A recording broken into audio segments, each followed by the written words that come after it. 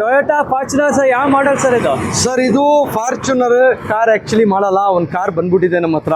2013 ಮಾಡಲ್ ಇದು ಫಾರ್ಚುನರ್. ಗಾಡಿ good condition ಆಗಿದೆ, ಸೆಕೆಂಡ್ ಓನರ್ ಆಗಿದೆ ಇದು. ಇದು ಬಂದ್ಬಿಟ್ಟು 13 ಲಕ್ಷ ರೂಪಾಯಿ ನಾವು ಹೇಳ್ತಾ ಇದ್ದೀವಿ.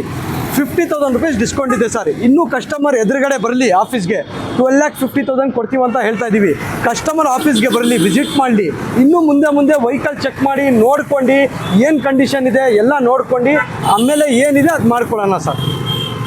ಇದಕ್ಕೂ ಲೋನ್ ಅಂದರೆ ಸಿವಿಲ್ ಚೆನ್ನಾಗಿದ್ರೆ ಗುಡ್ ಕಂಡೀಷನ್ ಇದ್ರೆ, ಐಟಿ ಕಟ್ಟಿದ್ರೆ, ಇನ್ಕಮ್ ಟ್ಯಾಕ್ಸ್ ಕಟ್ಟಿದ್ರೆ, ಸ್ವಂತ ಮನೆ ಇದ್ರೆ ಇದಕ್ಕೂ ಲೋನ್ ಆಗುತ್ತೆ. ಇದಕ್ಕೂ loan ಮಾಡಿಸ್ಕೊಡೋಣ sir. Okay fine.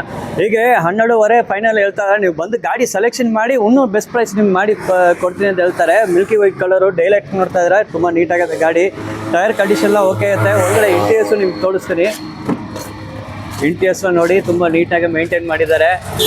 Regular service ಮಾಡಿ ಗುಡ್ ಕಂಡೀಷನ್ ಆಯ್ತಾ. ನಿಮಗೆ ಫುಟ್ ಮ್ಯಾಟ್ಸ್ ಎಲ್ಲ ಸಿಗ್ತಾ ಇದೆ.